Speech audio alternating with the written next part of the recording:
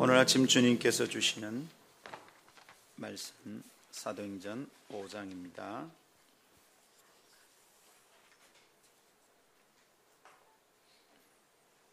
사도행전 5장 40절에서 42절입니다. 제가 읽겠습니다. 그들이 옳게 여겨 사도들을 불러들여 채찍질하며 예수의 이름으로 말하는 것을 금하고 놓으니 사도들은 그 이름을 위하여 능력받는 일에 합당한 자로 여기심을 기뻐하면서 공회 앞을 떠나니라. 그들이 날마다 성전에 있든지 집에 있든지 예수는 그리스도다 라고 가르치기와 전도하기를 그치지 아니하니라. 아멘. 이것은 하나님의 말씀입니다. 하나님의 말씀은 능치 못함이 없습니다. 하나님, 오늘도 주님의 말씀을 기다립니다. 하나님의 백성은 은혜로 살고 주의 말씀으로 사는 줄 믿습니다. 오늘 오셔서 저희 마음을 붙잡으시고 하나님의 말씀을 향한 그리움과 말씀을 향한 집중력이 되살아나는 복된 시간 되게 하옵소서. 듣겠습니다. 말씀하옵소서. 주 예수님 이름으로 기도하옵나이다. 아멘. 할렐루야. 지금은 한참 지난 TV 프로그램입니다만은 일요일 밤에라는 프로그램에 유명한 TV 프로그램이 하나 있었죠. 두 가지 길을 두고 선택을 하면서 망설이는, 이 둘 중에 어느 걸 하지, 그런 선택을 고민하는 어떤 사람의 스토리를 다룬 것이 있었죠. 일요일 밤에 인생극장 기억나십니까? 이희재 씨가 주인공을 맡았던 것을 기억합니다. 이 주인공은요, 항상 마음에 두 법이 있어요. 그래서 이 두 법에 의하여 고민하고 망설이게 됩니다. 아무리 그래도 참을 수 없어 본때를 보여주는 거야. 괜히 사람 쳤다가 일 생기면 나만 손해보는 거자. 그냥 참는 거야. 이 두 마음이 이제 왔다 갔다 하는 거예요. 매주 어떻게 저런 아이템을 찾아낼까? 참 신기하고 재밌게 보았던 적이 있습니다. 항상 이 두 법 사이에서 고민합니다. 망설입니다. 이 법을 따르자니 다른 쪽에서 문제가 생길 것 같고, 다른 법의 소원을 따르자니 이쪽이 더 유익할 것 같아서 갈등하는 모습이 재미를 더했던 프로그램으로 기억하고 있습니다. 여러분, 그런데 이거 어떻습니까? 이건 그저 프로그램 얘기만이 아니죠. TV에 나오는 얘기가 아닙니다. 우리 삶에서 매일 일어나는 사연을 재미를 더하여 구성한 그냥 이야기일 뿐입니다. 우리가 사실 매일 그 문제로 고민합니다. 둘 중에 어느 것을 선택할까? 내 속에 있는 두 가지 법으로 인하여 매일 긴장하고 매일 갈등하며 살아갑니다. 뻔하게 이게 옳은 줄 알겠는데 그 옳은 것을 행하려 하면 한쪽에서 그게 유익이 있겠나 가르치기 시작합니다. 내 속에 있는 두 가지 법의 부딪힘, 참 심각하죠. 성경은 이것을 이렇게 설명합니다. 로마서 7장 21절 23절. 그러므로 내가 한 법을 깨달았노니 곧 선을 행하기 원하는 나에게 악이 함께 있는 것이로다. 내 속 사람으로는 하나님의 법을 즐거워하되 내 지체 속에서 한 다른 법이 내 마음의 법과 싸워 내 지체 속에 있는 죄의 법으로 나를 사로잡는 것을 보는도다. 우리 얘기죠, 그죠? 근데 이 얘기가 바울의 고백입니다. 바울의 고백을 통하여 성경은 우리 마음의 질서와 상태를 잘 보여줍니다. 두 마음, 두 법도 사이에 서서 넘어졌다가 일어났다가 하는 성도의 삶의 상태를 보여줍니다. 믿음의 사람, 위대한 사도의 바울, 위대한 믿음의 사도의 마음에도 이런 고민과 갈등이 있었다니, 여러분 어떻습니까? 우리 얘기 같지 않습니까? 하나님의 법을 따르고 싶은데, 잘하고 싶은데 내 속에 있는 다른 법이 일어나서 나를 다른 쪽으로 사로잡아가는 거예요. 여러분, 이런 것이 우리 삶에 얼마나 많습니까? 지금은 감사해야 되는데 근데 감사가 안 되는 겁니다. 입에서 툭 튀어나오는 것은 불평입니다. 지금 사랑한다고 말해야 되는데 그게 더 옳은 줄 압니다. 근데 사랑한다 말이 안 됩니다. 꼭 뭘 하나 집어서 얘기합니다. 그냥 격려하고 칭찬해야 되는데 꼭 무슨 안 좋은 걸 또 하나 탁 들먹입니다. 우리 마음에 이 두 가지가 항상 있습니다. 내 속에 선함이 없는 게 아니에요. 내 속에 선함이 있어요. 내 속에 있는 선함이 선함대로 발휘가 안 되는 거예요. 내 속에 있는 선한 법이 이겨야 되는데 내 속에 또 다른 법이 이 선한 법을 자꾸 짓누르는 겁니다. 위대한 믿음의 사람도 그랬답니다. 그러니까 우리야 닐러 무삼하리요. 참 안타까운 일입니다. 사랑하는 성도 여러분, 신앙의 성숙은, 영혼의 성장은 선택과 판단의 근거를 어디에 두느냐에 따라 갈립니다. 그 사람이 믿음이 있다 없다는 방언을 하느냐 아니냐, 그 사람이 전도를 많이 하느냐 아니냐, 아닙니다. 그 사람이 믿음이 있느냐 없느냐는 그 사람의 선택과 판단이 어떠냐를 보면 알 수 있습니다. 중요한 사건 앞에서 이 사람이 어떻게 선택하느냐, 중요한 결정 앞에서 어떤 판단을 내리느냐 보면 이 사람이 믿음이 있다 없다를 알게 됩니다.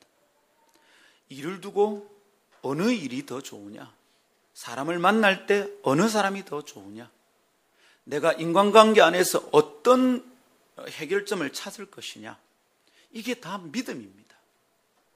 나에게 해를 끼친 사람에게 내가 어떻게 대할 거냐, 이 선택이 믿음입니다. 나는 어떤 직장을 고를 것이냐, 이게 믿음입니다. 내가 어떤 사람을 선택해서 혼인을 할 거냐, 믿음입니다. 내가 어떤 사람과 거래할 거냐, 믿음입니다. 내가 돈 문제를 어떻게 풀 거냐, 믿음입니다. 친정의 문제와 시댁의 문제가 함께 터졌을 때 난 이 문제에 어떻게 우선순위를 둘 거냐, 믿음입니다. 믿음이 자라기를 원한다면 자기의 선택이 하나님의 법도를 따라야 합니다. 근데 여러분, 신앙의 성숙이 선택과 판단에 근거를 두고 있다, 이걸 생각하지 못한 채 살아가는 거예요. 그래서 어떻게 살아갑니까? 늘상 하던 대로 선택하는 겁니다. 내가 늘 하던 대로 자신이 기준이 됩니다. 내가 기분이 나빠서 그래. 물어보면 왜 그러냐 물어보면 내가 기분이 나빠서 그런 거예요. 왜 그랬습니까? 지가 내한테 대들잖아요. 항상 내가 기준입니다. 자기 중심입니다. 다른 사람이 그 일에 대해서 어떻게 아플지 생각해 보지를 않습니다. 내가 아픈 거예요. 내가 기분이 나쁜 거예요. 내가 불편한 거예요. 내가 몸이 고단한 거예요. 그러면 안 합니다. 항상 내가 기준입니다. 또한 항상 세상의 가치관에 영향을 받아서 선택하며 살아갑니다. 그러니까 우리의 신앙이 항상 그 자리입니다. 맴맴돕니다. 이것에 대해서는 화수목 3일 동안 새벽 이슬 기도회 할 때 조금 더 나누도록 하겠습니다.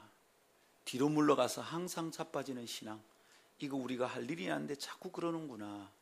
그것에 대해서 함께 나누기를 기대합니다. 이번 3일 동안의 새벽 이슬 기도에 꼭 빠지지 않고 참석하기를 축복합니다. 여러분, 우리가 내 기준의 영향을 받고 세상의 가치관을 따라서 선택하여 살아간다면 내 신앙과 내 영적 상태가 항상 제자리 걸음이라는 것은 틀림없습니다. 그래서 저는 그 사람이 어떤 선택을 하고 상황 앞에서 어떻게 반응하는지를 보면 그분의 믿음이, 영적 상태가 어떤지 알겠습니다.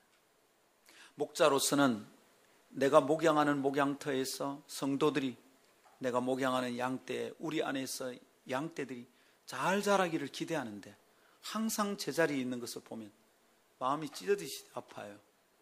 여러분, 목사가 얼마나 마음이 아픈지 그것만 알아도 그렇게 안 할 사람들이 좀 있을 것 같아요. 그런데 목사가 아픈 마음이 아니라 우리 주님이 얼마나 마음이 아프실까 생각하면 다시는 그렇게 못할 것 같습니다. 아버지, 내가 여태 자라지 않고 이대로 있습니다.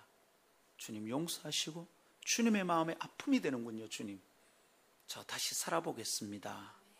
그렇게 결단할 수 있겠다 싶습니다. 아멘. 선택의 기준이 어디 있느냐? 이게 믿음입니다. 그런데 제가 주님 틀렸습니다 고백하고 내가 선택하던 기준을 하나님께로 옮겨서 살게 된다면 그래야 이 오랜 망설임과 고민은 끝이 나게 될 것입니다. 영혼은 아름답고 고상하게 성장하게 될 것이 틀림없습니다. 우리 모두 이런 복된 삶을 살게 되기를 축복합니다. 이희재 씨가 주인공으로 나오던 그 인생극장 같은 프로그램, 그런 프로그램 같은 흔들림은 그만두어도 되는 겁니다. 이제 내하고 상관없는 겁니다. 하나님, 방황은 끝이 나고 요동치는 생각은 멈추게 될 줄 믿습니다. 할렐루야. 아멘 합시다. 복음은 우리로 하여금 그런 방황과 요동치는 삶을 그치게 하는 능력을 가지고 있습니다. 우리가 예수를 믿는다 말하는 것은 복음을 받는 것입니다. 복음을 받고 예수를 믿을 때 우리가 믿어야 될 중요한 사실 하나는 예수 믿으면 삶의 가치관이 기준이 바뀌는 것이고 그게 바뀌면 내 삶의 방황은 끝이 난다라는 것을 믿는 것입니다. 그런데 내가 여전히 방황하고 흔들리고 자꾸 뒤로 돌아간다면 내가 예수 믿는 게 아닌 거예요. 내가 복음을 받은 게 아니다 이 말입니다. 적어도 100번 돌아갔으면 이제는 한 90번 돌아가고 한 10번은 괜찮아야 합니다. 해마다 이게 나아져야 되는 거죠. 근데 똑같아. 항상 그런 상황이 오면 나는 또 돌아가는 거예요. 항상 그런 상황이 오면 나는 또 뒤집어지는 거예요. 여러분, 예수 믿는 거 맞습니까? 교회는 다니는데 예수 믿는 거 맞냐고요? 내 그 꼴을 보고 누가 예수 믿으면 사람이 달라지고 복이 되는구나. 내 꼴을 보고 누가 예수를 믿겠어요? 여러분, 나 예수 믿는 거 맞습니까? 오늘 아침 이 문제를 중요하게 다루며 함께 묵상하며 은혜 받기를 원합니다. 복음을 받은 자마다 정상적이라면 두 가지 길과 법도 사이에서 흔들리는 삶을 그만두게 됩니다. 그렇다면 우리는 이 복음에 대해 집중해 보아야 하겠습니다. 복음을 이해하고 그것을 따르고 살아가는 것이 곧 예수 믿는 겁니다. 내가 예수 믿으면 복 받는다. 그거는 저 2번째, 3번째, 100번째, 1000만번째 이야기입니다. 예수 믿는다는 건 복음을 받아들이는 겁니다. 그 복음의 가르침대로 따라서 살아간다는 말입니다. 그런데 우리가 복음을 제대로 배우지 못한다면 큰 문제가 발생하게 될 거예요. 사도들의 가르침은 그런 판단과 근거 위에 견고히 서 있습니다. 그런 관점에서 단호하고 명료합니다. 아주 단순하게 복음의 중심에 대하여 다루고 있습니다. 집중합니다. 다른 군더더기를 다 빼고 한 가지 사실, 곧 복음의 핵심을 전하고 있습니다. 무엇입니까? 예수는 그리스도다입니다. 한번 따라합시다. 예수는 그리스도다. 여러분, 이것을 사도들이 끊임없이 전하고 또 얘기하고 또 집중합니다. 그것을 듣고 따르는 자들에게 놀라운 변화가 일어납니다. 그 메시지를 듣는데 예루살렘이 흔들흔들합니다. 그 복음을 전하는 사람이 가는 곳마다 이방신은 떠나고 사람들의 삶이 변합니다. 불의가 끝이 납니다. 정직이 풍성해지는 나라가 됩니다. 사람이 변합니다. 가정이 변하고 동네가 변합니다. 여러분, 그것 듣는데 그 일이 일어났다 이 말입니다. 예수는 그리스도다. 이걸 듣는데 그 일이 일어났다는 겁니다. 그럼 우리 오늘 이거 들읍시다. 이거 배웁시다. 우리는 그것을 묵상하고 배우고 있는 중입니다. 오늘은 그 가운데 예수가 왕이신 그리스도이심을 배우게 될 겁니다. 다음 3가지 묵상을 하며 은혜를 받게 될 것인데요. 아마 오늘 3가지를 다 하기가 좀 어려울 것 같습니다. 그렇지만 차근차근 함께 나눕시다. 첫 번째는 그리스도인 예수님은 왕이십니다. 두 번째, 왕 되신 그리스도를 따르는 것은 질서와 평안의 기초입니다. 세 번째, 왕 되신 그리스도께서는 마침내 보좌에서 다스리십니다. 이 3가지를 함께 차근차근 묵상하며 나누겠습니다. 첫 번째 따라합시다. 그리스도인 예수님은 왕이십니다. 그렇습니다. 그리스도이신 예수님은 왕이십니다. 예수님은 그리스도시죠. 예수님이 그리스도라고 믿는 것은 예수님이 왕이라고 믿는 것이다 이 말입니다. 이미 우리가 예수가 그리스도라는 선포가 복음의 핵심이다 이렇게 배웠죠. 예수가 그리스도다 이걸 선포하는 게 전도입니다. 근데 예수 믿으면 이 병 낫는데, 예수 믿으면 복 받는데, 이것은 완전한 복음이 아니에요. 예수를 그리스도로 받아들이면 예수가 그리스도이기 때문에 내 속에 새로운 질서가 생깁니다. 이 새로운 질서 안에서는 영육 간의 새로움이 시작이 됩니다. 예수가 그리스도를 받아들여서 영이 건강하게 되고 귀신이 쫓겨납니다. 예수가 그리스도를 받아들이면 내 안에 병이 치유되기도 합니다. 그러나 예수 믿으면 복 받고 병 낫는데 라고 가르치고 전하는 것은 순서가 틀려도 많이 틀렸어요. 그렇게 가르치는 것 아닙니다. 예수가 그리스도이심을 얘기해야 됩니다. 그 뒤에 일어나는 것은 보너스 같은 것이고요. 사도들이 그렇게 가르치지 않았어요. 예수 믿으면 병 낫는데, 예수 믿으면 돈 많이 번대, 예수 믿으면 좋은 대학 간대, 그런 것은 사도들의 가르침의 핵심이 아니었어요. 사도들은 아주 단순하게 가르쳤습니다. 예수는 그리스도다. 이게 복음의 핵심입니다. 할렐루야. 제자들은 그것에서 한 걸음도 물러나지 않았어요. 이것이 유대인들의 공분을 사고 죽임을 당할 만큼 위험한 발언이었음에도 불구하고 그들은 타협하지 않고 그것을 전하고 선포했습니다. 예수가 그리스도다 이렇게 말하면 유대인들은 죽이려고 했습니다. 지금도 유대교에서는 예수가 그리스도라고 믿지 않습니다. 또 다른 그리스도가, 또 다른 메시아가 오기를 기다리고 있습니다. 언제 옵니까? 메시아가 오실 때 그들은 심판당할 겁니다. 이제 남은 것은 주님이 다시 오시면 심판하는 것뿐인데 그걸 기다리고 있습니다. 큰일 날 일이죠. 여러분, 이 아침에 우리가 예수님이 그리스도이심을 믿읍시다. 예수님이 그리스도로 믿어지는 게 복인 것을 깨닫고 주님을 찬양합시다. 할렐루야. 그러하기에 여러분, 교회는 그 사도들이 외친 예수님이 그리스도라는 선언에 대하여 배우고 집중해야 합니다. 이것밖에 전하지 않았다면 우리도 그것밖에 붙들 것이 없는 것이죠. 도대체 이 메시지 속에 뭐가 들어있는지 집중해야 되겠습니다. 할렐루야. 예수가 그리스도다. 우리는 첫 번째로는 그리스도라는 말은 예수님이 선지자라는 것을 배웠습니다. 그렇습니까? 예수님이 선지자입니다. 선지자는 뭐죠? 하늘의 소식을 먼저 알고 전하는 자입니다. 하나님 뜻을 전달하는 사람입니다. 진리를 선포하는 사람입니다. 예수님은 선지자셨어요.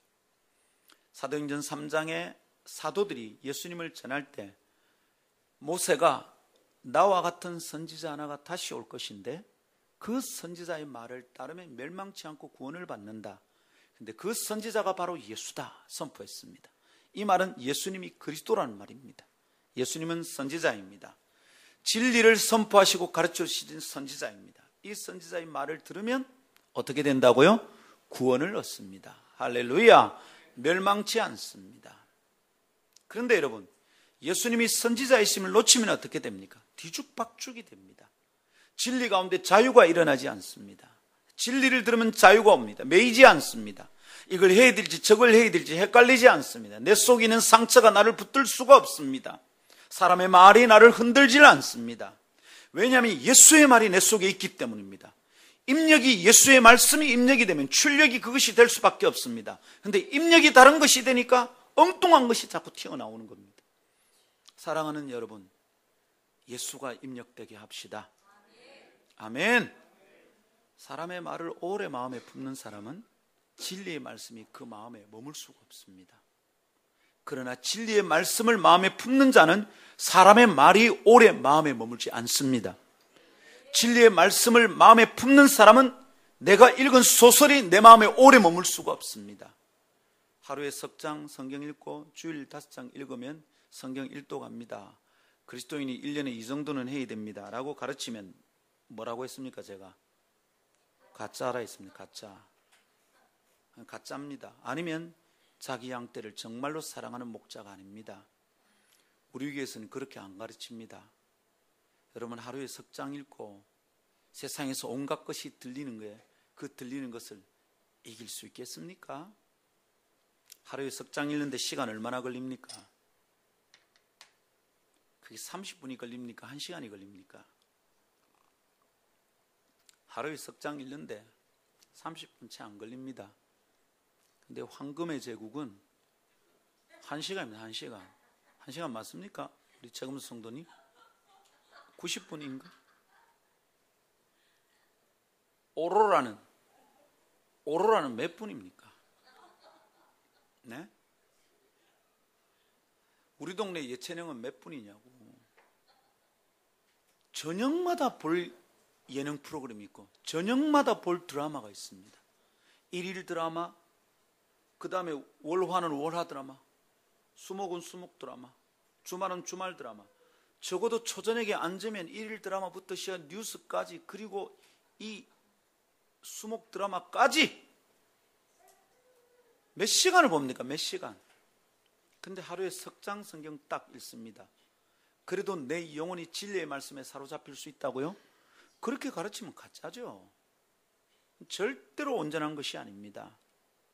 제 경험은 하루 종일 CBS 보고 CTS 보고 성경 읽고 quiet-time 하고 경건서적 읽고 그러다가 드라마 한 편 딱 보면 다 흔들립니다. 그런 날이 있었습니다. 얼마나 조심하는지 모릅니다. 인터넷 뉴스도 아무것도 볼 일이 아닙니다. 굉장히 자극적인 카피가 뜨거든요. 헤드라인 뭐라고 뜹니까? 이럽니다. 현대가의 며느리로 들어갔더니 누구 노현정, 그죠? 노현정 아나운서 현대가의 며느리에 들어갔더니 결국 무슨 큰일이 난 것 같죠? 클릭하지 마세요. 다 낚시예요. 제가 한번 클릭해봤더니 별거 아니라 아무것도 없어. 그런 것만이 아니고 여러분 인터넷에 온갖 잡쓰레기가 떠돌아다닙니다. 거기에 매달려 있으면 진리의 말씀이 내 안에 머물 수가 없다 이 말입니다. 진리의 말씀이 그 안에 머물지 못하면 그 사람은 구원받지 못합니다. 자기의 흔들리는 삶, 복잡한 삶으로부터 절대로 자유 못합니다.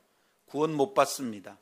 예수 믿는 것은 예수님이 그리스도, 예수님이 선지자, 진리의 말씀을 선포하는 선지자였음을 믿는 겁니다. 그리고 그분의 말씀을 들으면 내가 구원받는다는 걸 믿는 겁니다.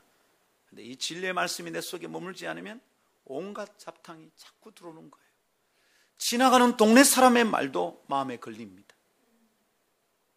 뉴스 한 편이 마음에 걸립니다. 견고히 믿고 있던 사람에 대한 의심이 생깁니다. 바보 같은 일이죠. 어떻게 해야 합니까? 선지자이신 그리스도, 그 예수 그리스도의 말씀에 집중해야 합니다. 성경 읽읍시다. 콰이타임 합시다. 매달 한 형제가 목사님, 성도들에게 이 생명의 말씀 큐티지를 선물해 주십시오. 이번 달에도 2권 있습니다. 9월 달 거. 게을러서 서점에 못 가는 분들은 오지 마시고 그 책 한 권 사기가 빠듯빠듯하신 분들은 오시면 전해드리겠습니다. 청년용은 3권이 따로 있으니까 청년들 오지 마시고 어른 성도들 중에 오셔도 어떤 분은 안 줍니다. 가서 사세요. 제가 그럴 거예요. 예를 들면 이유진 성도 오면 절대로 안 줍니다. 가서 사세요. 안 줍니다. 네, 절대 안 줍니다. 양미숙 전사님 안 줍니다. 안 주는 게 아니라 야단 먹어요. 네, 안 줍니다. 그렇지만 드릴 분 있는데 안 찾아오면 제가 직접 가서 드리겠습니다. 핵심 뭡니까? 진리의 말씀 붙잡는 겁니다. 할렐루야. 잠깐 지난주 복습을 했고요. 오늘 할 얘기는 왕이십니다. 그리스도라는 말은 기름 부음 받은 자라 그랬습니다. 기름 부음 받아 선택받고 구별된 존재입니다. 특별한 사명을 위해서 기름 부음 받은 겁니다. 세 직분이 있다고 했죠. 선지자, 왕, 제사장. 이런 사람들에게 하나님은 기름을 부어 주셨습니다. 그렇다면 예수님은 이 세 직분의 사람들과 어떻게 연관될까요? 그 가운데 어떤 직분에 해당되는 일을 하신 분일까요? 뭐라고 했죠? 3가지 중에 어느 겁니까? 선지자, 왕, 제사장 셋 중에 어느 거죠? 왜 이럽니까? 다, 모두 다. 그래서 이것을 신학적으로 뭐라 한 데 있습니까? 그리스도의 삼중직이라고 했습니다. 오늘은 그 가운데 2번째 의미를 묵상하겠습니다. 곧 왕으로서의 그리스도, 왕 대신 예수님을 배우고 묵상하겠습니다. 자, 예수님이 그리스도라고 말하면 유대인들이 흥분합니다. 그분이 왕이라고 말하면 유대인들은 죽일 듯이 달겨듭니다. 그래서 예수님이 죽었습니다. 예수님을 죽이려고 했고 마침내 죽였습니다. 그러나 그분은 왕이 맞습니다. 그것을 증명하기 위하여 마태는 복음서 하나를 기록했습니다. 무슨 복음이죠? 마태가 쓴 복음서, 무슨 복음서죠? 마태복음이죠. 복음서에 굳게 매달려야 됩니다.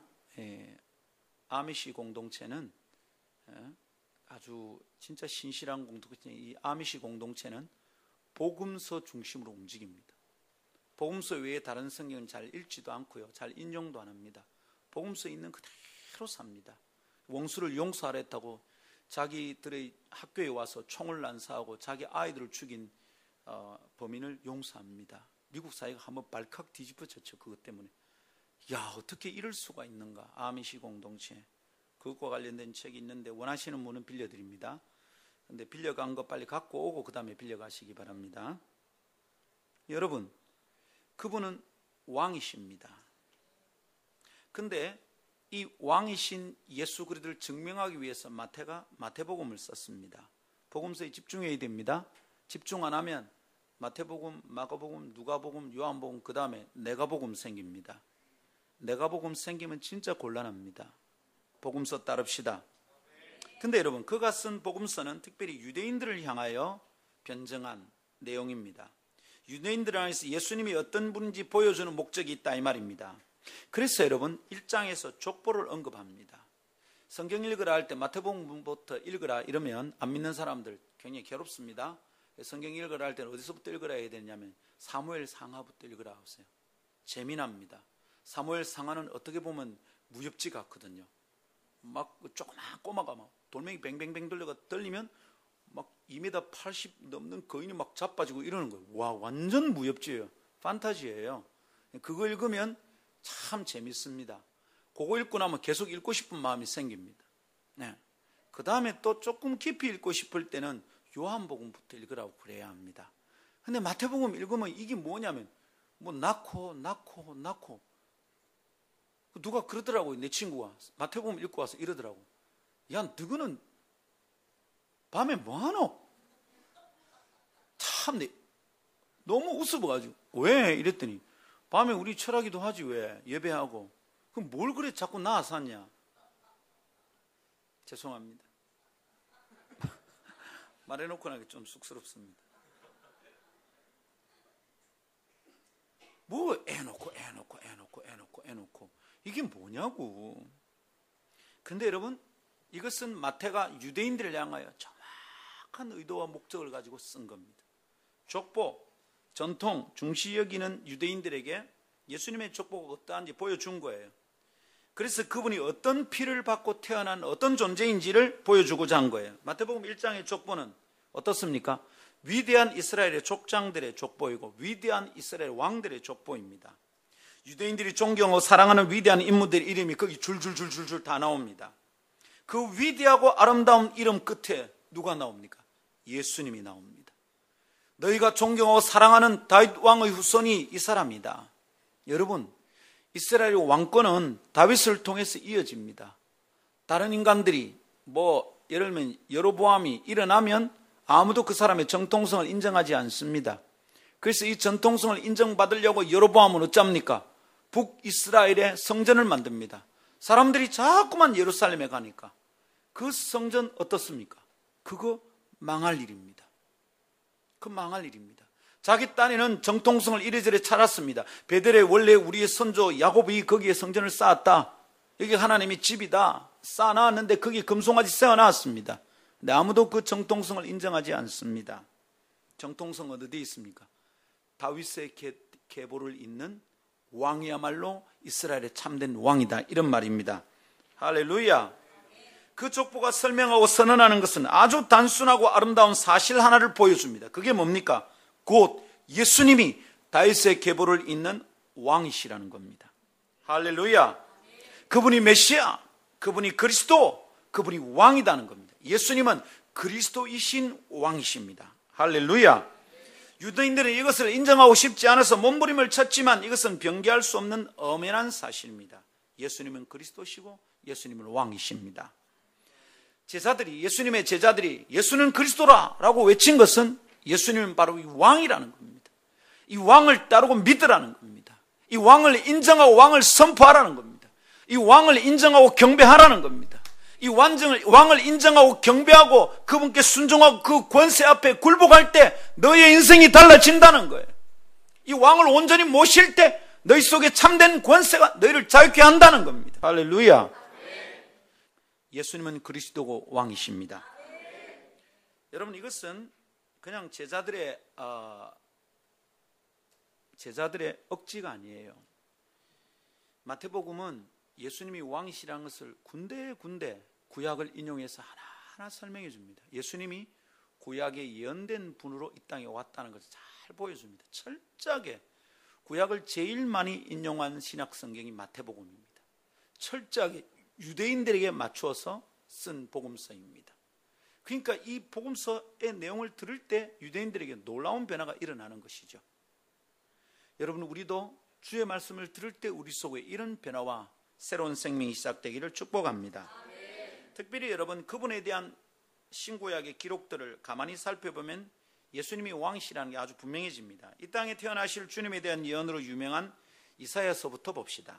이사야 9장 6절입니다. 유명한 구절이죠.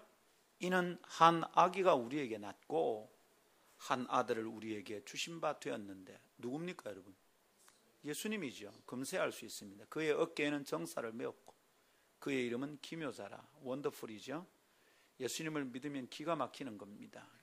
원더풀인데 매일 아침 답답하게 시작하는 것은 예수 안 믿는 겁니다.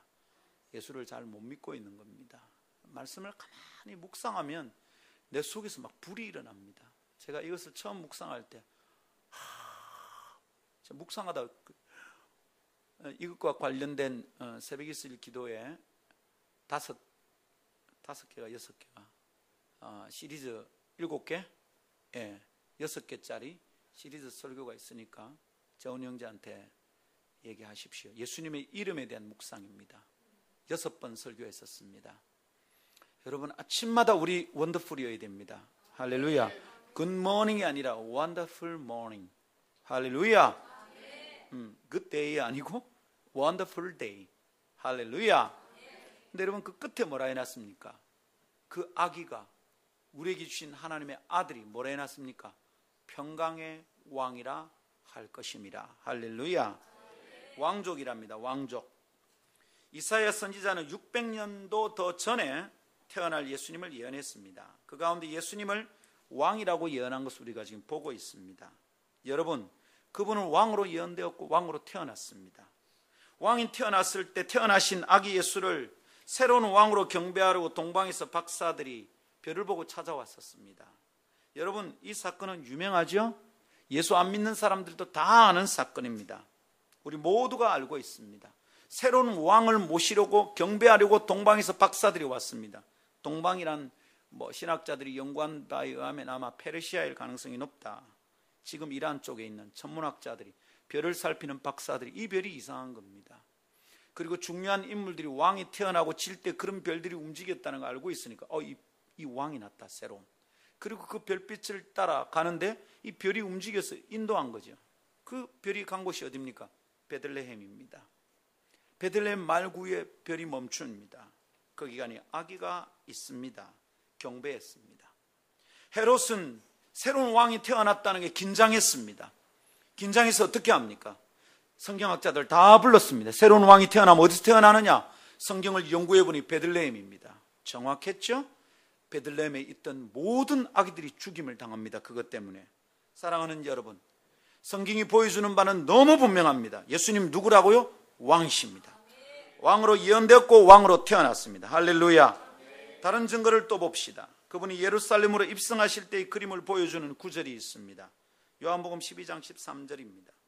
종려나무 가지를 가지고 맞으러 나가 외치되 호산나 찬송하리로다. 주의 이름으로 오시는 이 곧 이스라엘 왕이시여 하더라. 할렐루야. 예루살렘으로 들어오시던 예수님, 그 예수님을 크게 환호하며 맞이하는 사람들의 모습입니다. 종려나무 가지를 가지고 맞이합니다. 제자들은 바닥에 자기 겉옷을 깔아서 깔아놓습니다. 뭡니까? 카페트입니다. 왕은 절대로 평민들과 똑같은 위치에 서지 않습니다. 그래서 항상 카페트 위에 섭니다. 왕이 말에서 내릴 때는 왕이 내릴 수 있도록 발등상을 갖다 놓습니다. 보좌에 앉아도 마찬가지입니다. 발을 올리는 발등상이 있습니다. 그리고 그 발등상 아래에 신하와 백성들이 엎드립니다. 절대로 왕은 백성들과 똑같은 위치에 서지 않습니다. 놀라운 일입니다. 그런데 이 왕은 좀 다릅니다. 하늘에 계셔도 되는데 백성들과 같은 자리로 오십니다. 그래서 사람들이 이분이 왕인지를 모릅니다. 그 요한복음 1장입니다. 이 땅에 왕이 왔으나 그 백성들이 그를 영접하지 않았다. 그 요한복음 1장 11절까지의 내용입니다. 12절 영접하는 자, 곧 그 이름을 믿는 자들은 말씀을 주셨죠. 사랑하는 여러분, 예수님 왕으로 오셨습니다. 양탄자를 깔았습니다. 말을 탔습니다. 그리고 호산나 외치면서 종려나무 가지를 흔듭니다. 그들은 입을 맞춰서 뭐라 그럽니까? 호산나, 주의 이름으로 오시는 이여, 곧 이스라엘의 뭐요? 왕이요 라고 외쳤습니다. 그들은 믿었던 겁니다. 이 왕이 오시면 다른 통치가 일어날 것을 믿었던 겁니다. 이 왕이 오시면 모든 압제로부터 자유케 될 것을 믿었던 것입니다. 로마의 압제로부터, 어리석은 지도자들로부터 자유케 될 것을, 해방받게 될 것을 믿었습니다. 자신들을 구원할 왕이라고 선언했습니다. 여러분, 호산나라는 뜻은 뭡니까? 우리를 구원하시옵소서라는 말입니다. 한번 따라 합시다. 우리를 구원하소서. 네. 그리고 뭐라고요? 왕이라고 외칩니다. 이 왕이 오시면 우리를 모든 눌림으로부터, 압박으로부터 풀어낼 것이라고 믿었던 것이죠. 할렐루야.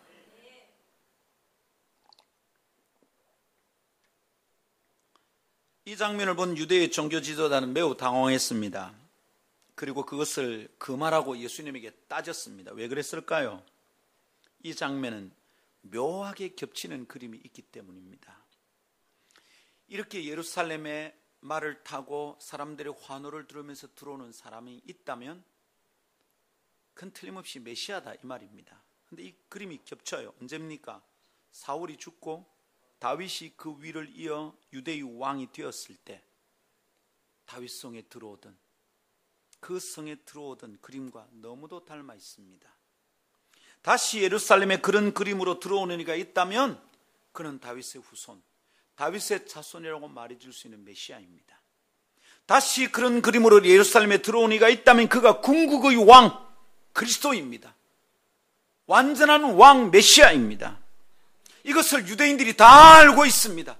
다시 예루살렘에 그렇게 온 백성이 환호를 받으며 들어오는 이가 있다면 그가 그리스도입니다. 그가 메시아입니다. 다윗의 자손입니다. 참된 왕입니다. 궁극의 왕입니다. 유대인들이 다 알고 있습니다. 특별히 성경학자들은 더더욱 알고 있습니다. 예루살렘에 예수님이 들어오는데 그들이 보니까 성경에 예언된 대로입니다. 와, 이거 큰일 났구나. 근데 온 백성들이 호산나 외칩니다. 백성들도 이미 알고 있었던 거거든요. 그렇게 들어오는 자는 왕이라는 겁니다. 그래서 외칩니다. 유대인이 왕이요, 이스라엘이 왕이요 외쳤던 것입니다. 여러분, 성경학자들이 알고 있는 대로, 성경에 예언된 대로 지금 예수님이 그렇게 들어오고 있습니다. 대답해 보십시오. 예수님 누굽니까? 왕입니다. 유대인들 다 알았습니다. 사도들이 그 유대인들을 향하여 외치는 겁니다. 예수는 그리스도다 외치고 있는 겁니다. 무슨 말입니까? 예수가 너희 왕이다 이 말입니다. 그 말에 정신을 차리고 깨인 자들이 그 예수를 따르면 그들의 삶에 변화가 왔습니다. 구원을 받게 되는 일이 일어났던 것입니다. 할렐루야. 그리스도는 구원자란 말입니다. 왕 대신 예수를 따르면 구원받는다는 말입니다. 예수를 왕으로 믿으면 구원받는다는 말입니다. 할렐루야. 누가복음 23장 38절, 예수님이 죽으실 때 십자가 위에 쓰여진 명패 이렇게 쓰였다. 그의 위에 이는 유대인의 왕이라 쓴 패가 있더라. 영어 성경 밑에 보십시오. 대문자로 써놨습니다. This is the King of the Jews. This is, 이 사람은 the King, a King 아닙니다. The King, 유일한 왕입니다. 기다리고 있던 그 왕입니다. 궁극의 왕입니다. 완전한 왕입니다. The King. 수많은 있었던 왕들 중에 한 사람, one of them이 아니라 The King. 이스라엘의 유일한 왕, 유대인의 유일한 왕, The King. 기다리고 기다리던 그 왕이 오셨다는 거예요. 여러분, 이걸 누가 쓰는 겁니까? 빌라도가 써붙였습니다. 그때 제사장들이 와서 말했어요. 명패 고쳐주세요. 로마의 법은 십자가 위에 항상 죄패가 붙습니다. 예수님의 죄패가 뭐냐면 이 사람은 유대인의 왕이답니다. 제사장들이 와서 따졌어요. 바꿔주세요. 자칭 유대인의 왕이라고.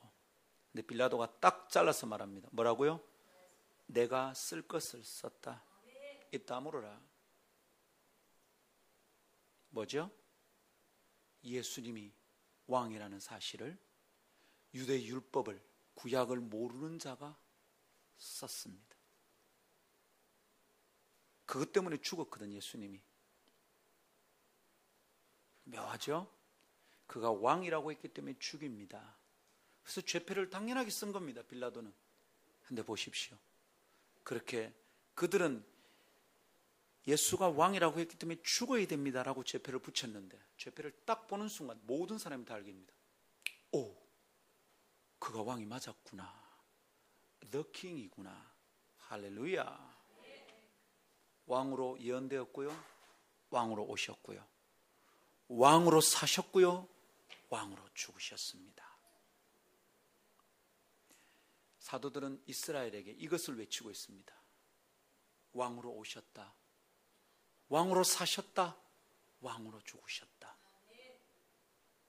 이 왕을 맞이하라, 이 왕을 믿으라는 겁니다.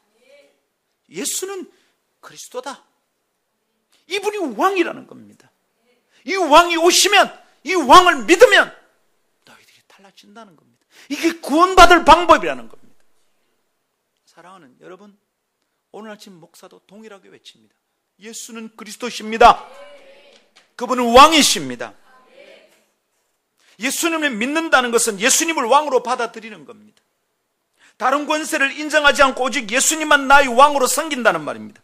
내가 딸을 유일한 권세로 내가 받아서 모신다는 겁니다. 그분의 말만 듣겠다는 겁니다. 왕이 뭡니까? 절대적 권위의 존재입니다. 그가 죽으라면 죽는 겁니다.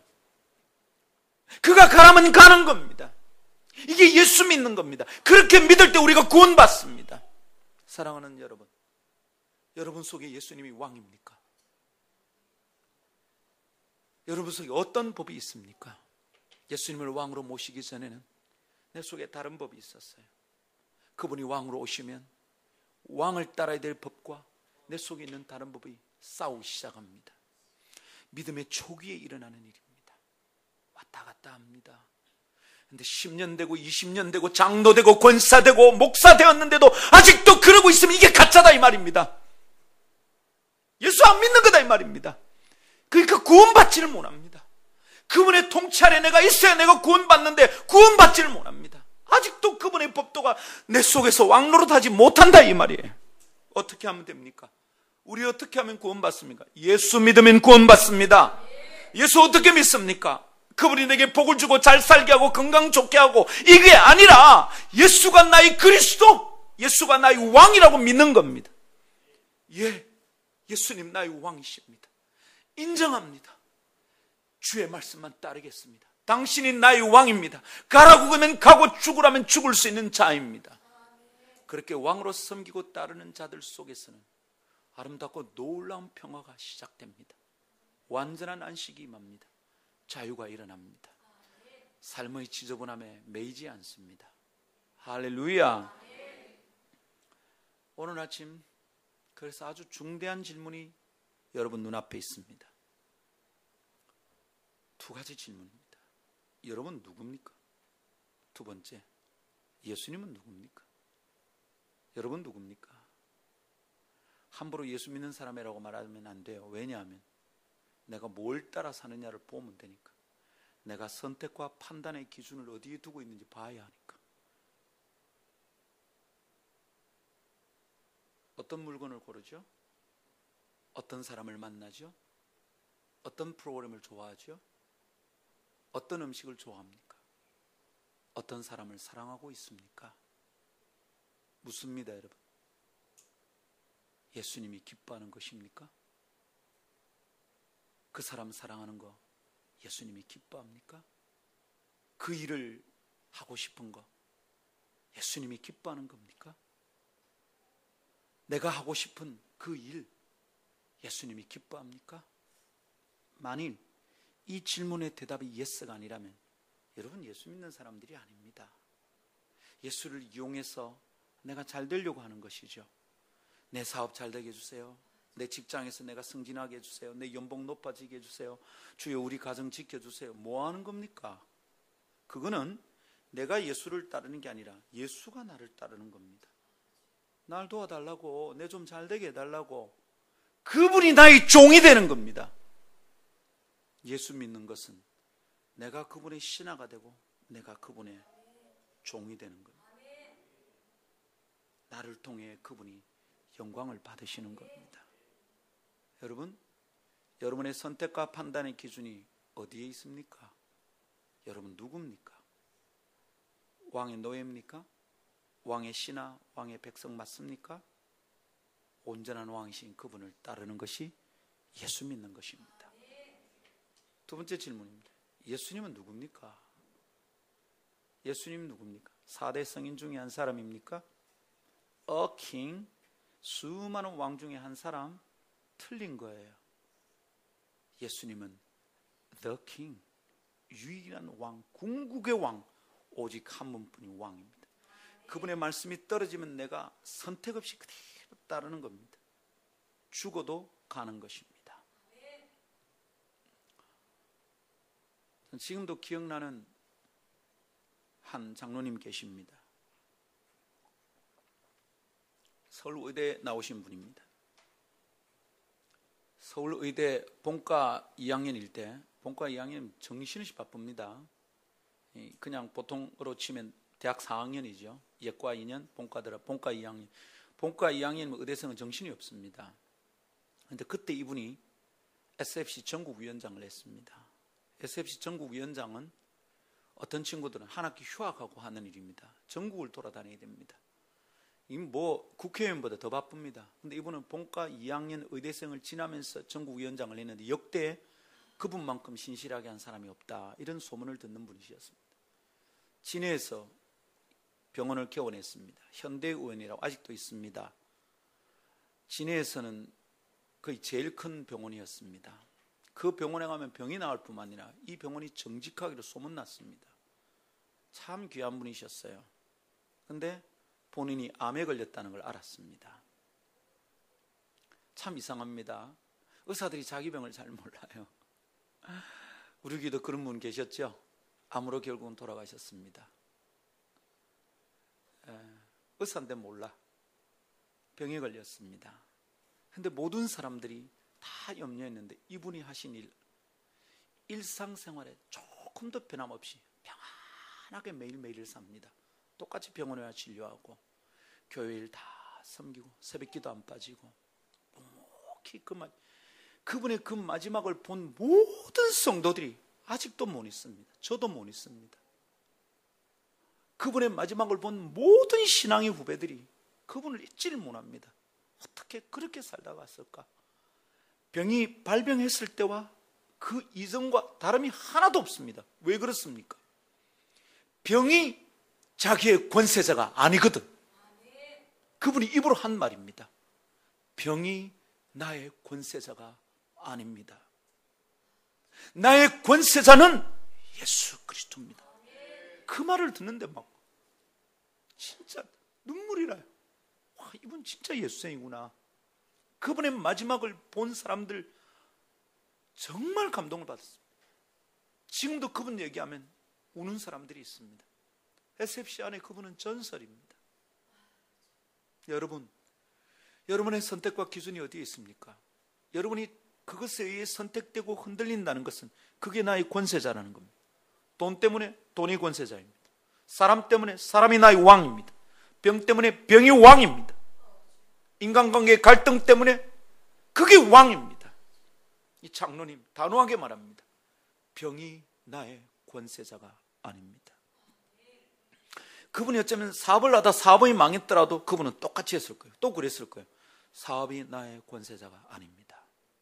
혹시 이분이 젊을 때 연애를 하다 실패해도 똑같이 말했을 거예요. 여인이 나의 권세자가 아닙니다. 실제로 대학생활 그분 그렇게 하셨습니다. 의대 공부가 나의 권세자가 아닙니다. 의사 면허증이 나의 권세자가 아닙니다. 시도 없이 그분은 그렇게 하셨습니다. 예수 믿는 사람이죠. 목자로서는 내 목양터에서 그런 성도들이 일어나기를 기대합니다. 부탁합니다, 여러분. 쉽게 흔들리지 마십시오, 제발. 일본으로는 목사가 마음이 아픕니다. 어째 도와야 될지 잘 모르겠습니다. 왜냐하면 자꾸 똑같은 일이 일어나니까. 그러나 이번으로는 주님이 마음 아프십니다. 너 흔들림 없이 나를 따르는 게 그렇게 힘드냐? 내가 네 삶에서 왕이 되는 게 어째 이렇게 어렵냐? 너 평생 나를 왕으로 따르는 게 그렇게 힘드냐? 그게 정말 안 되겠니? 주님이 마음 아파하십니다. 이 아침 우리 예수 믿읍시다. 그분이 그리스도이심을 믿읍시다. 그분이 왕이신 그리스도를 믿읍시다. 내가 온 인격으로 그분을 왕으로 인정하고 받아들입시다. 주님을 따르겠습니다. 할렐루야. 이렇게 믿고 그리스도 때문에 구원받는 성도들 되기를 축복합니다. 찬양하십시다.